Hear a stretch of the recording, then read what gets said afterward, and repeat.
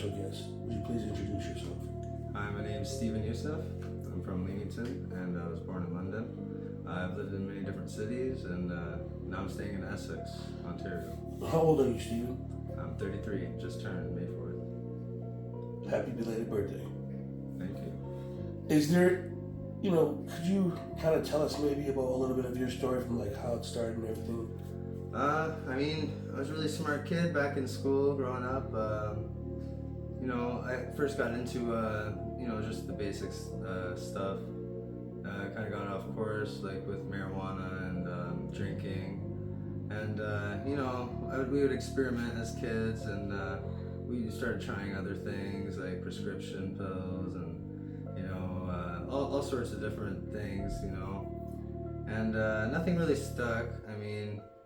But I had my vices, like anybody, and but I started a family, kind of steered away from the bad life, from the drugs and stuff. But somehow, somewhere along the way, Life caught up to you? Life caught up to me, and we all have trauma and stuff, and we all deal with it different ways, and sometimes we just do it the wrong way, and I went off course. I found a drug of choice, which was. I was just about to ask. Could I ask what your drug of choice was? Which was cocaine. I found that, when I did it, my mind wasn't on the trauma that I had. You know what I mean? Like, it just kind of seemed to make everything go away for a little while. But it caught up to me, and it just kind of snowballed from there. And out of that, when you say snowballed, what has happened as a result of that? Basically, I forfeited my life, the real life I had. You know what I mean? Family, friends, all the things that mattered. So you ended up losing everything. I ended up losing everything. Ended up homeless. Homeless. How did you meet Kathy? I had just gotten out of jail recently. Long story there, but we won't go into that right now.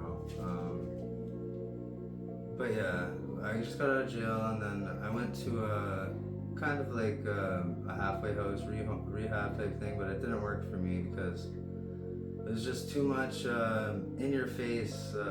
It was kind of like prison, but worse. Like, we really had to just, hear the same things over and over again 5 times a day. So I couldn't do it anymore. I left there, stayed sober for a while, but I don't know, I ended up back on the streets and then, old habits came up again and I met old friends, or who I thought were my friends. And back to banging my head on the wall, as I guess they say. And that led into you meeting Kathy? How'd you meet Kathy? I met Kathy at my lowest of lows. I was brought here by somebody who's kind of a trouble guy. He's had a hard life too, but he's actually kind of he reminds me of me, kind of.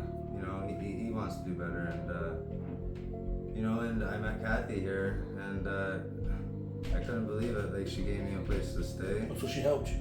Right away, she helped me. She asked me my story. She gave me a place to stay, a place to sleep, food to eat. Basically, everybody here is like a family. Have you seen her help other people like that? I knew Kathy already. I hadn't met her, but I knew her daughters. I knew her daughters from Leamington growing up. Her daughter, Carly, is almost my age.